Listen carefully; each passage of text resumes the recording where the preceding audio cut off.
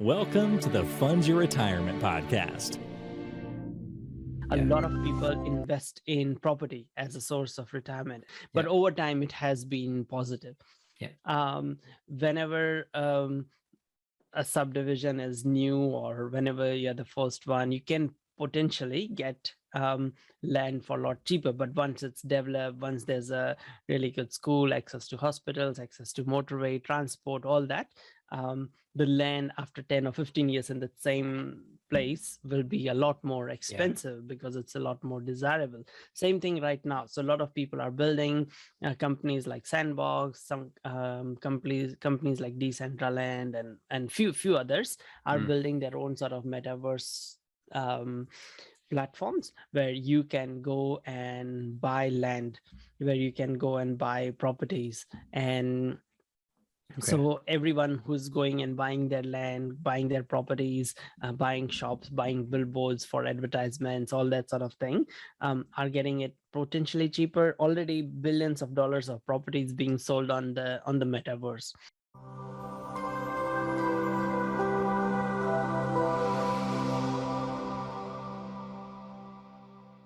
Welcome back to the Fund Your Retirement podcast. I'm Lee Cleesby, the co-founder of Fund Your Retirement, welcoming you back to your weekly insights from our expert guests in finance, business, and wealth building strategies, helping you fund your retirement. Sam Kamani is a tech entrepreneur who has built and exited multiple tech companies between 2007 and present day. Sam is a published author and is the host of the podcast show Web3. Hello, Sam, and thank you for joining us today. Thank you, Lee. Thank you for inviting me. It's a pleasure to be on your show.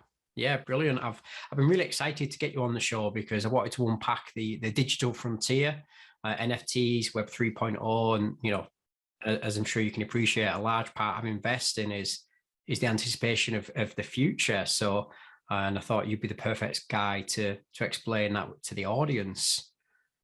Yeah, absolutely. I would love to. So, where would you like me to start first? Would you like me to tackle Web3, NFTs, just technology, innovation, future? Tell everything, me. Everything. But what should I tackle first? First, I always get the guests to start off with their journey, how they got started.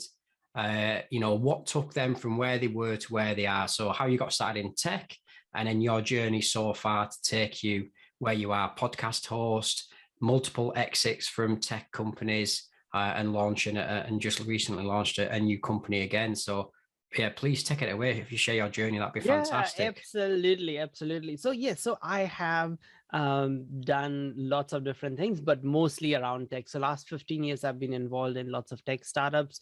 My first startup was in e-commerce space. Now, e-commerce is probably not even seen as tech, but back in 2007, when we started, everything used to be retail. Only 1% of all the total commerce was done online, like as in e-commerce. People used to buy from retail stores, malls in 2007. This is 15 years ago.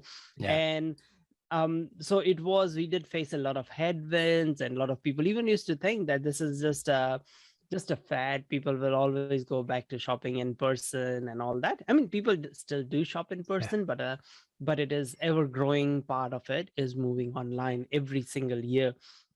Back then there was no fast delivery, there was no infrastructure to support e-commerce as much, but still I made the decision to not go the retail route, go online commerce, and then we had our own brands. We sold in New Zealand, Australia, US, and a little bit in Asia. And then I grew that company 2015. I sold that business. That was my first exit. After that, I took a bit of a sabbatical for a year and a half, and then I joined an esports startup, and then quickly grew there to become the chief operating officer or COO. And then that company got acquired in 2018. After that, I've done all sorts of things. I've written books on tech startups like this one, the 30-Day Startup. which is all about how you can build a startup really, really fast.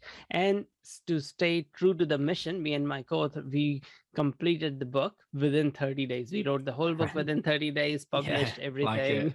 it. and and over 15,000 people have bought it, downloaded it on Kindle and all that. So it became it's, I mean, same thing with books, just like podcasts. Most books, if you got like 100 downloads, you are in the top few percent of the of the authors. Most books only get 12 people buying it, because Wow. that's the number of friends and family who go and do buy Yeah. it. So I was super surprised with its success and stuff. And since then, I've been speaking at events on tech startup. I've been working with an agency, with software development agency, and I've helped them scale a bit.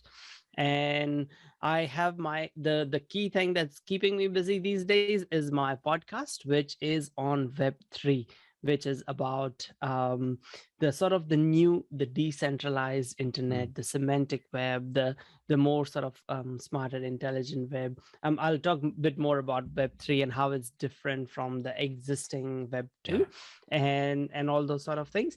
But that, and also I have I always dabbled in side projects. It's a way to continuously to improve myself, just like you do run this podcast to improve yourself. Yeah. And so same thing I do with my time. I have a small team on the side. We're building things to help people educate or learn more about investing in a way. So we're building like a simulation platform. We're building an algorithm on the back end of that too. Yeah. So that's what we're building at Insider. It is ENSYDR, insider.com. It's still very early days. You're still sort of finding its sort of core product market fit. So that's what we're doing at that. Yeah. But yeah, that's about me. Can I ask you a question? Do you sleep? Sure. Do you sleep? No, not a lot, which is the one not so good thing, because I've got 3 kids, and that's not because of work, because of the kids. So I've got an 8-year-old, a 6-year-old, and a 1-year-old. So 1-year-old is what's not letting us sleep at the moment. Wow. The other 2 are good. You have your hands full. Yes. You definitely have your hands full. So yeah, fantastic. Thank you for sharing that. And you've been extremely busy for a number of years. So yes, but then I have teams like, so even in the software development company, I don't do any of the software development. I have a team of 10 people working there. Even at Insider, I have the developers and the designers and people who are working there, who are doing the things. So that's why I am able to do a lot more. And that's one of the way, just like, you talk about investing and all that. And it is, a lot of it is about leverage in investing. And that is how some people grow, whether it's like with property, you are leveraging your mortgage and things like that to grow your wealth. So there's only 2 ways of how I see it. Actually, there's only 3 ways how you can use leverage. One is by money.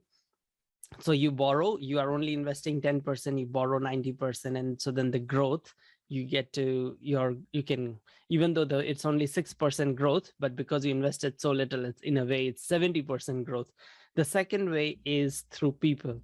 You have only so many hours in a day, so another way to leverage is to hire and get people to work for you. So and then the third way is technology. So it's just like, you are doing Excel spreadsheet. If you're manually adding everything, or you could just go and select the whole column and do the total at the end, and it does it all for you. That's a very simple example, but technology allows you to use leverage. And same thing, whether it's e-commerce, whether it's a software, people that subscribe to you, whether you have 10 people downloading or 100 people or 1 million people downloading, sometimes it's not that much more different. That's why some games become like super successful and super rewarding, because they get so many more downloads from the App Store. And the game that hasn't got that traction has used similar amount of resource to build that and launch that app. So that's just separate rant on leverage. No, good. I like it.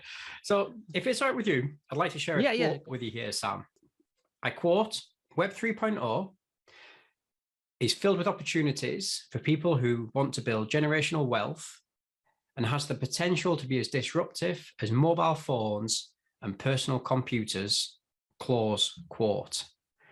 So what is Web 3.0 and how does it have the potential to be such a big impact on our lives? Okay, so let me share with you what the key difference between Web 1, Web 2, and Web 3 is. So Web 1 was, in the 1990s, you saw all these websites popping up, and they generally, a lot of them had static information about, they would be something like a blog or recipes or things like that. And that's what internet was used for initially. In the early days, you would have a HTML page, you would go there, you would read the information, or you'd create your own blog, or you'd create your own sort of recipes website, or some other informational website, likes of Wikipedia and lots of those sort of things. So it was read and write. So you can read their information, you can write your own information, and people around the world could access it. So that sort of had a massive impact on human civilization, on exchange of knowledge and everything.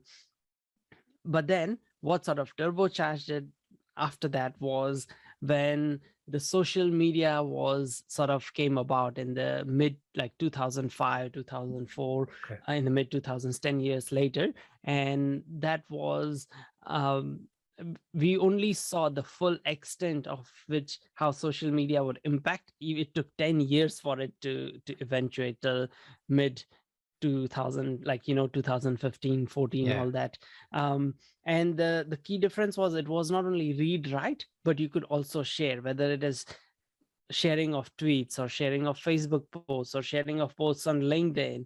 And there's always debates on, just like even at the first internet, there was debate on that. There is porn on internet, and there's bad things on internet, or there's all sorts of things that people say. And then same thing with social media. There's good stuff that people run and build businesses on social media. There's tens of thousands of agencies that help other businesses promote and run and do ads on social media and all sorts of things. And at the same time, social media comes with its own evils. All of us know, it's highly addictive. It can cause issues with mental health, because we humans don't evolve as fast as internet evolves, unfortunately. So we haven't learned how to deal with that sort of level of sharing, and that everything that goes with it, and your personal information, once you put it out on social media, and if it gets viral, it's very hard. You just cannot control it. You cannot recall it back. So that was the Web 2, which added read, write, and share. And then came, and now we are sort of entering the Web 3. So Web 3, where it takes one step even further, is read, write, share, and own. That is how I see it as. So you can create fractional assets in your own platform in form of small tokens, and you can allow your users of your platform to own the platform. So just like you use Facebook and I use Facebook, but just because we use Facebook, that does not mean we own it. But now platforms these days like ENS, which is Ethernet name services, or like you can get, like, you might have seen some people have, like, say it would be lee.eth or that sort of a domain name on Twitter or some places they write. That is their Web3 address. So you can get that sort of a domain name, .eth domain name from ENS. And if you are an ENS customer, say a year ago, then in October 2021, I think, if I'm not mistaken the date, ENS dropped tokens to all its users. And so then people own, in a way, a part of, or got rewarded in its token, which can be traded on the open market if it doesn't have time on it, lock time on it. But now you're able to own the platforms that you use, even though you don't go out and buy it shares or anything like that. So they're able to reward. And I feel like that changes everything, because that now gives an opportunity to artists to allow their listeners, say if it's a music artist, to create tokens and allow the listeners to to own the tokens of that artist, of their own artist record label. And so when the artist does well, then the audience, the listeners benefit from it. And then now it's in the listeners' interest to promote that artist as well. And that's just one use case, but it can be applied to anything. It could be for influencers, could be for content creators, could be for anyone, could be for any company. You wear Nike shoes, you own part of Nike. This is just sharing.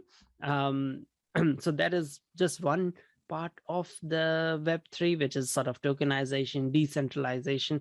But then there are lots of other trends that are coming together to give it momentum. One of that is slowly, it's very slow still, which is augmented reality and virtual reality and all these things coming into the market. NFTs are coming into the market. I can talk about all these are topics big enough to have their own sort of 1 hour podcast, or that would be short as well. But there's there's artificial intelligence and machine learning and all these trends coming together to create this sort of the new web. And every time there is something new, initially it does look like a fad. But give it 10 years, in this case, give it 3 to 4 years, and it won't look like it would be just one more thing. That just like retail is not going to go away, regular e-commerce is not going to go away. This will be just one more venue. So if you have a shop in Metaverse, it's just one more venue for you to sell your wares or sell your things.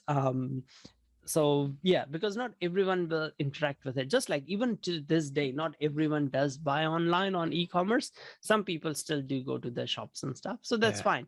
But it's just that when you are early, you get access to that land a lot cheaper. Just like when you're early online, if you started in 2014 or 12, your podcast, you would be at the same place as Joe Rogan or someone like that, because when you are early, there is no competition. You have no competition, and so you get allowed to make a lot more mistakes, and that's fine, but when you are late, you are 8 years later or 10 years later, everything is gone, everything is saturated, everything has to be top notch if you want to compete with the biggest players in that industry, in that space. So it becomes a lot harder. So that's why I think Web3 is a fantastic opportunity for whoever jumps in right now.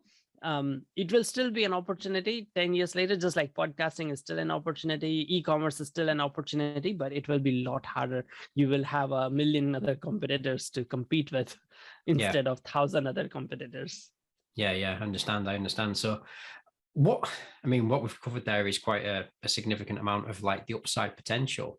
But could you give some sort of like specific examples of like how Web 3.0 will work? So you mentioned there in the conversation that you'll have a shop in the retail space, you'll have a shop perhaps in the traditional e-commerce space, and then you'll have a shop in the Web 3.0. In the metaverse. What does that mean? How does that look like? How does that feel? How does that work? So basically, I don't know to what level this will be materialized, but this is just an opportunity at the moment. So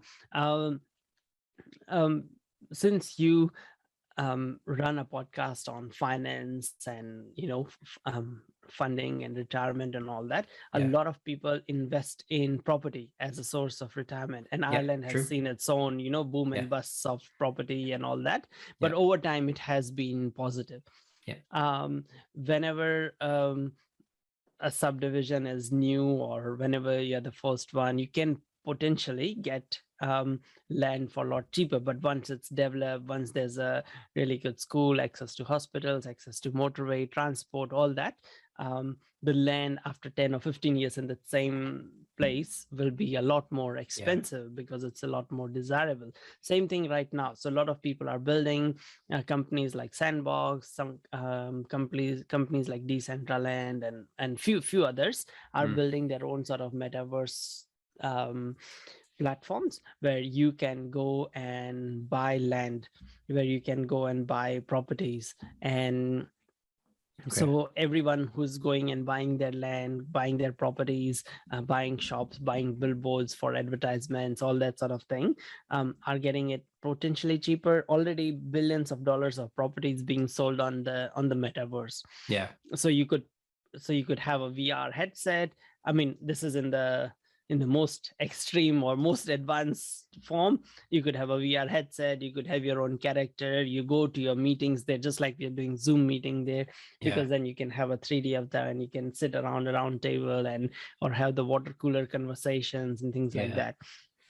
In the not so extreme, it would be just through the computer. You still would use your mouse and keyboard and you would navigate it like a game, and you would still use those things. And then you could have the shop there, and you could buy things from the shop. You could choose from your mouse what you want to see, what you want to pay. It's all connected to your just like your phone. It's connected to your what do you call credit card or any Debit sort card, of digital payment payment card, or any sort of a crypto token or any other payment method.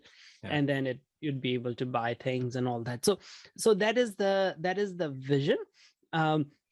It hasn't materialized yet, but that has not stopped people from speculating on the property in the metaverse. And already people are selling millions of dollars of land, because as soon as say, it is like some land has sold like for like 6 million, 4 million, 10 million, because as soon as someone buys, so say if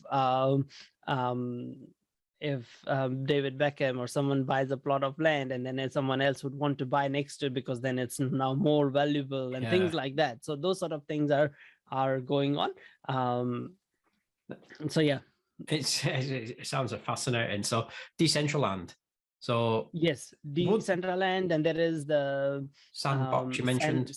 Sandbox. There's few others. There's quite a few. Everyone's trying to build and see who gets the most popular and all that. But then these days there are also solutions being made. So say if you buy, you have your character in that in one metaverse, but then you are able to move that character from one metaverse to the other. And then say if you buy the shoes, so I don't know if you follow NBA or not, but then Steph Curry, one of sort of a very popular NBA star, he got the record for the most 3-pointers, like nearly 3,000 3-pointers, like 2,900 and something. So he is with Under Armour, the brand. So they release an NFT for his shoes. So they only released 2,900 and so many limited item NFT shoes. And then you could go and buy those shoes from Under Armour and Steph Curry branded shoes. And you could put it on your avatar in Metaverse. So if your character is in Sandbox, it will work there, those shoes. If you move to them to Decentraland, it will work there, those same shoes. And those shoes pretty much, went berserk in prices. I mean, they didn't sell for a lot, I think 300 or something, but then immediately they were being sold for tens of thousands, resold for, because they all got bought out. So it's just the limited availability of those shoes, because then people can it's just like real shoes, if we make the shoes in the same factory as Kanye West, it will cost $5 same, but if it's with your name or my name, it won't sell for $5,000 like US dollars what Kanye West shoes sell for. So it's just the brand, it's just power of brand. And what makes it even more interesting, ridiculous, yes, bizarre, ridiculous. I was going to use the word bizarre, is the fact that that it's in the metaverse and it's all just digital. It's not even physically, it's not even physically real. You can't touch it, you can't feel it or anything. But but is this a result of the? Sorry, go on. No, but most of the money that you use is digital.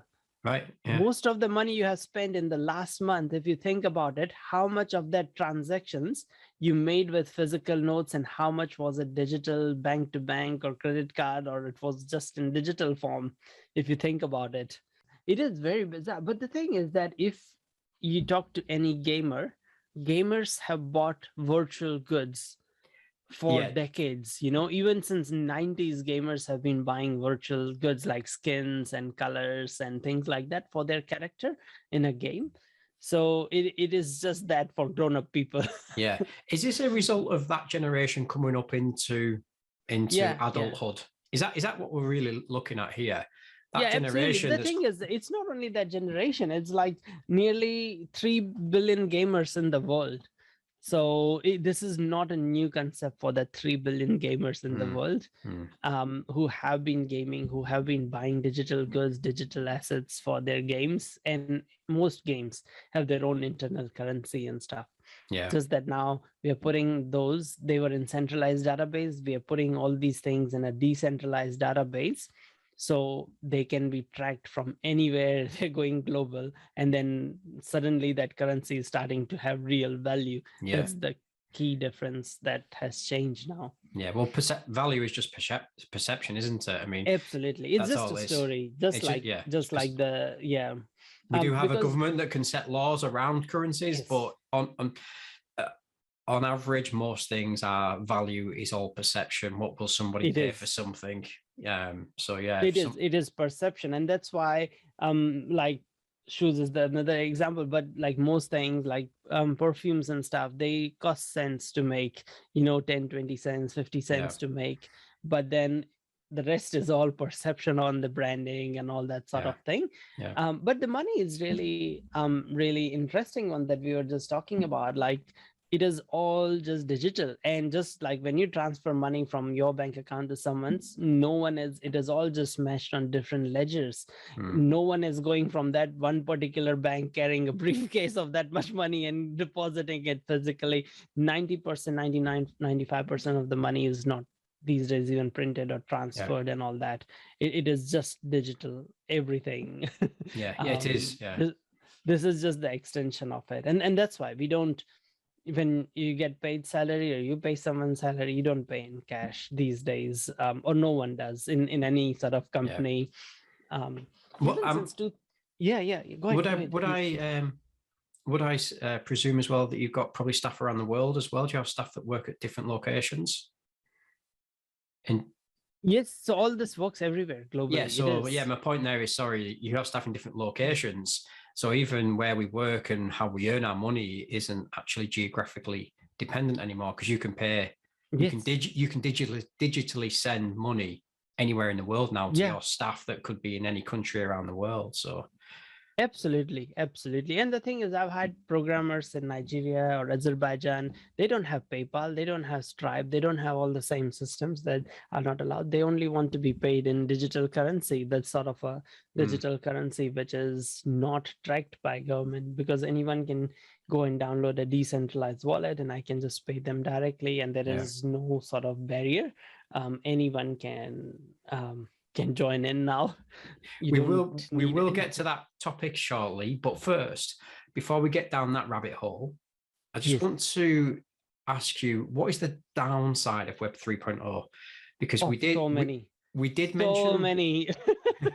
We mentioned there's downside to social media, which we both we can agree on. Yes. So what's the downside of this Web 3.0 then? So just like anything that is new, it has so many downsides. So the downsides, I feel like first one is the downside of, just like centralization of power has positives and negatives, decentralization also has pros and cons of just like anything or any system in the world.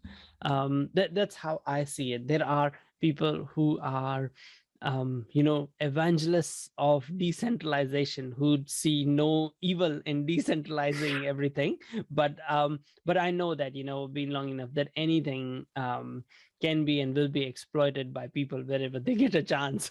So the same thing happens, and whenever there is sort of a, say, like a new land or a new, there is no law, people are still trying to figure it out. It is the wild west sort of, or wild west of things. So Web3 at the moment is wild west. There are so many scams, there is so much spam, because everyone is trying to figure things out, and then all the time new people are moving in. They still don't understand how digital currencies work and things like that. So there are some bad players who find it really easy to rip people off and stuff. And So there are all sorts of scam coins out there.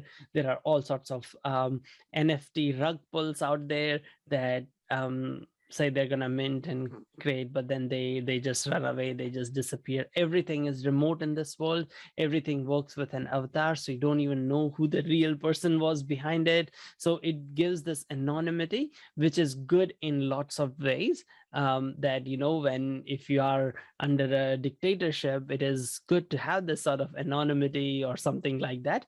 But then if you are not, you could also use this anonymity to rip someone off and stuff. Yeah. So those sort of things also happen. Everything has its pros and cons. So what I would say is to get educated, to join some Discord channels, to see how things are being run, and to not go and invest everything you have in this. Yeah. Just don't go and buy, because you don't even know what you're buying initially, first few 6 months, or first few months. Yeah. So start small, experiment with things, learn. The fastest way to learn is when you have skin in the game. So buy small, very, very small amount of things. If you are buying, whether it's an NFT, it's an altcoin or a digital currency, or investing in a DAO, which is a decentralized autonomous organization, or investing in IDO or something like that. Or there's so many different concepts in this space. There's so much happening in this space every day, that that you do need to watch out. But there's so many scams, and so much spam in this space. Yeah, and certainly in the developed countries, rules and regulations have been created over time to counteract the bad actors, the scams. Exactly right. This is so new that there's no rules and regulations. There's no rules so and anyone regulations. Can do anything. Yeah. So it's like it is very wild. As you said, it's like the Wild West of the US, where there was bad actors. And then there's bad actors in the financial industry over the decades. So rules and regulations were created to protect people.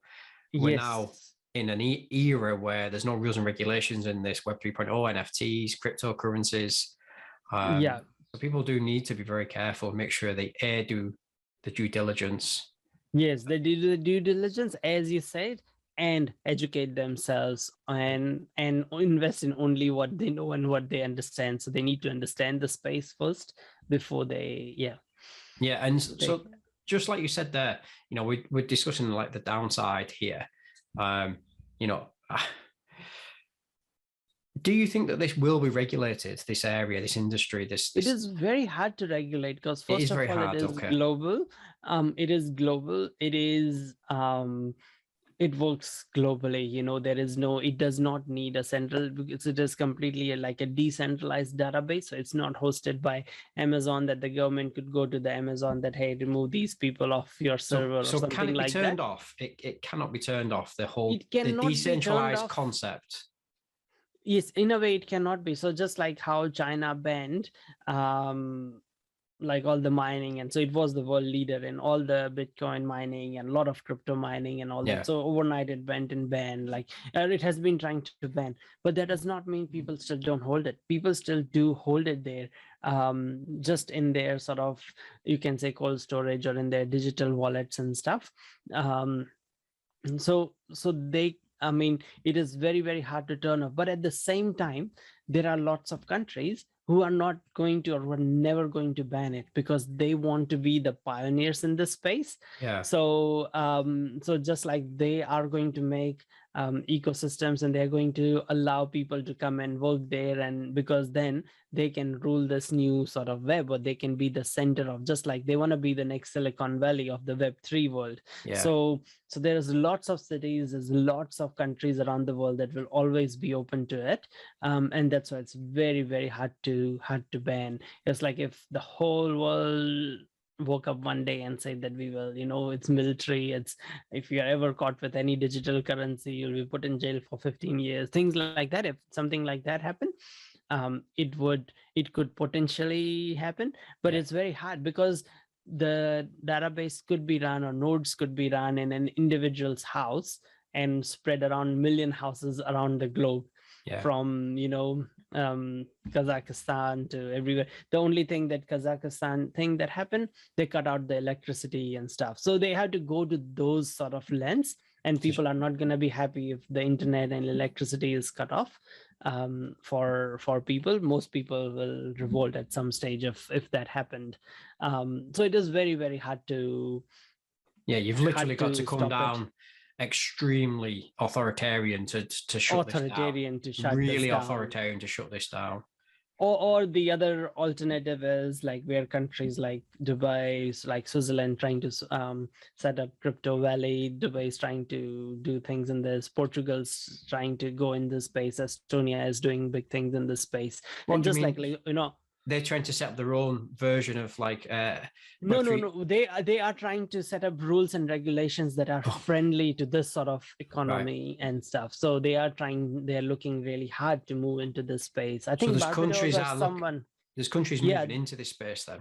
Yeah, big time. And just like Barbados or someone, they opened their consulate or embassy in the metaverse, so you can go and visit them there and stuff. So they are trying to, because they all want to be the first. They all want to be set up as the next sort of Silicon Valley or next sort of the space where they rule the space stuff. So because of that, small countries will always try and move. And just like Ireland has always attracted so much of the tech world and the tech talent and tech companies and stuff. So just like Ireland, lots of countries will want to do that in this space as well. So it will be very, very hard to and I know so many different governments are looking at it, because the space is moving so fast. Governments move so slow that. And no one understands the space really well. So there is a lot of opportunity in the space at the moment. Yeah. And usually regulations and rules around how people can behave in something that's new are usually reactive. So, yes, absolutely. So regulations and rules will come will be after. Scammed. More people will be scammed, unfortunately. In the meantime, which will allow the regulators to develop regulations and catch up.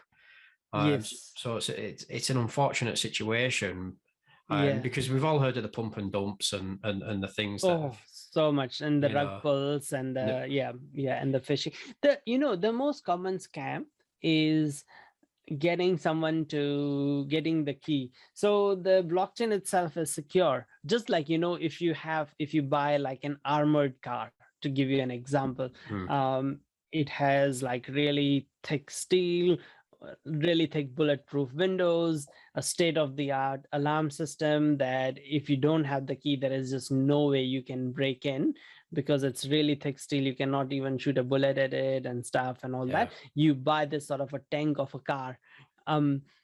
So for someone to break into that car is really hard, but the easiest way to break into that is just to trick you to give you their key, and once they've got the key, then you can never break into that car. They just drive off easily, or they can just take it with them with ease. Yes.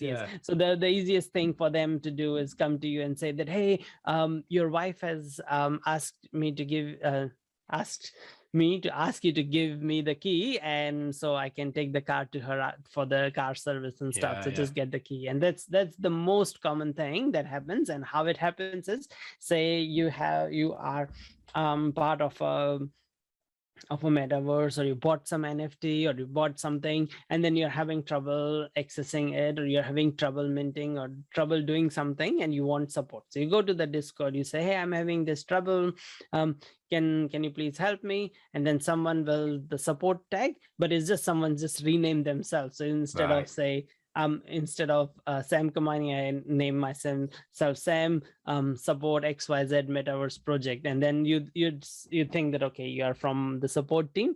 So then I would go and say that, hey, here's a link, just log in here and write your problem here. And then it should, we should be able to fix it. Look at it. This will create a ticket. But when you go and log in there, it will ask you for your key and to join and stuff.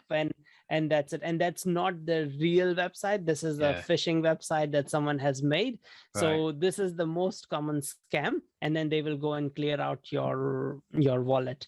The other day, someone I know lost nearly $100,000 worth of digital goods and things like that, because so they go through Google. So they just search, like, say for example, I mean, I don't remember if it was Decentraland, but they just go and search Decentraland, and then they go to the original website and they log in using their Web3 wallet, and then they go there. So someone made a similar looking site, very exact copy, and then when they searched in Google, this fake website came up, and then they had to log into the fake website using their login and password, and then they went down there and they stole everything. Oh my God. So you have to make sure that the link you're going to, it is the real link. Yeah. I mean, this used to happen in a lot. How would you know it's the real link, just for the audience? How would they know? The spelling is correct. The spelling is correct. Okay, one thing. Yes, but no one looks at them anymore, because the links are getting longer and longer, and so it is very, very easy. And then maybe if you are in the real side, then save it and then go through that every time. I mean, this was a rare case. Generally, Google won't pick it up, and people will report it. Most of the time, it is the support. You're asking for support on a Discord, and then they give you there's also like a phishing website. There's also a lock sign, isn't there, that I think would be, some people just need to make sure that the lock it's just sign... a HTTPS. No, but they can get HTTPS, like they can get that, can they? They get that, so that's not that's not as secure there. So basically, a lot of the support won't give you that sort of a link. They won't ask you to log in anywhere ever. So a lot of the support these days have a locked support channel on Discord, or they have email only that email them for support, don't log in anywhere. And so that's the other thing that we can do to... In a way, this is almost promoting, this whole decentralization is almost promoting the ultimate individual responsibility. It is, but which is very scary, because which it is, isn't it? Because because people are not careful. We're not careful. It used to happen with emails before email filters got good. They used to be like, they would send you an email that I'm from the bank, like, and then please log in and check your balance, or please approve that your address is correct or something. And then it would be a website that looks like your bank website, but it is not. And then once you go and enter your login and details, they would go and log into your bank account and clean it out. It used to happen. It still happens now, but most of those sort of emails are caught by Gmail's spam filters, and they remove them. Those phishing emails. Because while I'm not like trying to defend the legacy institutions, they provide that buffer, don't they? They provide that security wall. Absolutely. That's what they do. So I'm not like saying, hey, I'm defending them, but I'm just saying I completely understand. They provide that buffer, don't they? The individual says, here's my resources, my wealth, my legacy, my funds. Here it is. You look after it. I can switch off. And if you lose it because of your incompetence, they will reimburse it, and the government has rules and regulations around that. So so that is the centralization versus decentralization debate, It is, I can see. So then at the same time, if the government is not happy with you, they can freeze your funds in that same institution. So that is the same thing, the pros and cons of, and I completely agree, because most people, I don't think, are sophisticated enough to manage their own. But the people who are at the moment dealing in Web3 are sophisticated. That's it. They are. They're very well versed in it, I'm presuming. They're versed in it. And just like, in the early 2000s about the social media, and if you showed it to your grandparents that, hey, this is social media and stuff, they would find it so complex, so hard. And just like that, now this is a new concept, and then some people will find it challenging, some people will find it hard, but over time people will get more used to it. And then there are already services where they look after your digital assets for you and stuff. So there are already services where you And Like they are called, I think, custodial things. So yeah. they take the custody of those things and look after things for you and stuff. So there will be services born out of this. And so once again, every time there is a problem, you can see it as a problem, or you can come up with an opportunity and find a solution for people and create an agency around it, a service-based agency, or a software product around it that solves that problem. And and boom, you're the first in your place. You are in the right place at the right time. So yeah, that's how I see it. No, I can see that myself. The services that are in the real world, the physical world, are they're going to be replicated in this metaverse, this digital world, and those that can recognize those solutions that are going to transfer over. I guess that's why Mark Zuckerberg and Facebook have converted to Meta. And they're trying to, but it's very hard because their brand is not loved by young people. And old people still don't understand what metaverse is, so it's not working out for them at the moment. They are spending so much money. In fact, they are paying people to go and use it. So they pay people like the minimum wage around developing countries to go and hang around in the metaverse, so that when other people come, it does not look like tumbleweeds and stuff. Really? So there's no one there. So most people there are being paid there. Right. So unbelievable. Yes, Facebook, and how metaverse, and how I was saying that how metaverse is struggling because young people under 40 do not like the Facebook brand. It is tainted for them forever because of Cambridge Analytica and selling the data and all sorts of issues, the legacy Web2 issues, and they are moving more into the decentralized way. So they don't want to go back into the centralized world of Facebook. At the same time, they are calling themselves Meta or building their own version of metaverse and all that. And the over 40s who do use Facebook, they don't understand anything about metaverse. A lot of them, like, I can't ask my mom what's metaverse. It's like she has no clue. Like every time she needs to log into Facebook, she never remembers her password, so she makes a new login and password. So so she has like 15 different accounts. So that's the level of a lot of the Facebook users, unfortunately. So but so it is very, they are in a very challenging spot, and that's why they lost 30% of their value. Lots of money, it was a lot of money, wasn't it? Recently. And one of the biggest share market price drops in recorded history, in human history. And they've actually had the lowest, I think in their 18-year history, they've had the lowest users in their 18-year history as well. So they are starting to lose users now, because the thing is that they are not removing any fake users. It's like, I'm sure there's a lot of people like my mom who have 15 accounts there. If they remove a lot of those sort of things, and the number of duplicate accounts, the number of accounts not being used, the real users would be a lot less. But they don't want to, of course they don't want to remove all those suddenly overnight and stuff. Sam, honestly, this has been an amazing conversation. It's gone off in so many different directions I didn't anticipate.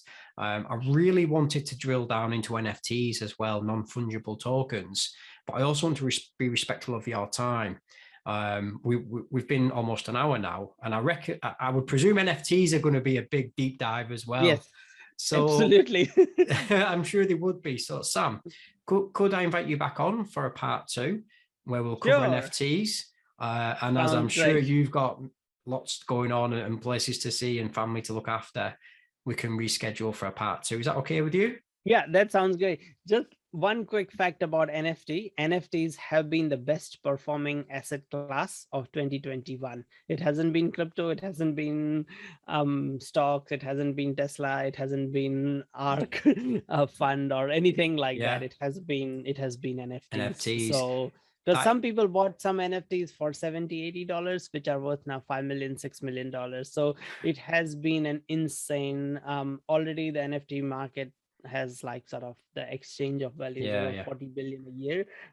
So it has been an insane ride for people in the NFT community. People came out of nowhere, who are just working at McDonald's, have bought houses for their families. There've been all sorts of things. Yeah. And at the same time, there have been lots of scams that people didn't know what they were doing and have lost a lot of money. Wild West at play yes, again. it is absolutely.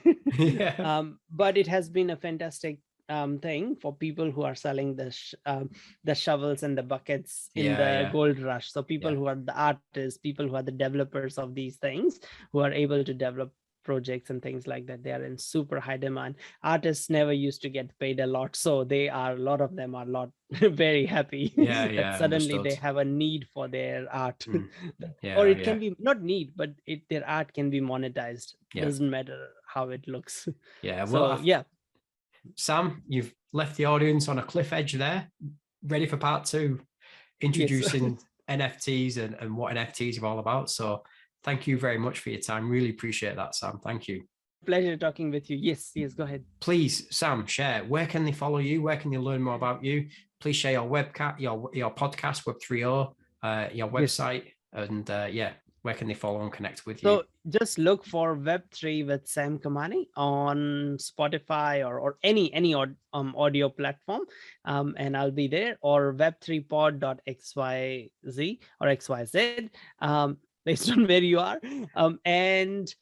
or you can look me up on LinkedIn, Sam Kamani, Kamani, or on Twitter. And feel free to reach out to me, connect with me. I'm always happy to speak about this topic talk about this topic with anyone. And it was great talking with you, Lee. Yes. I will make sure all those links are in the show notes. So please go in the show notes. All the links will be there to connect and follow with Sam. So thank you, Sam. Appreciate your time. Yeah, no, that's great. Thank you. Take care. Bye. I hope you enjoyed the video, and if you haven't subscribed yet, go ahead and subscribe to our YouTube channel. And you don't have to stop there either. We have more videos on the screen for you and lots more insightful content on our channel and at our website, fundyourretirement.com. I want to thank you very much for your time, and I'll see you in the next video. Bye for now.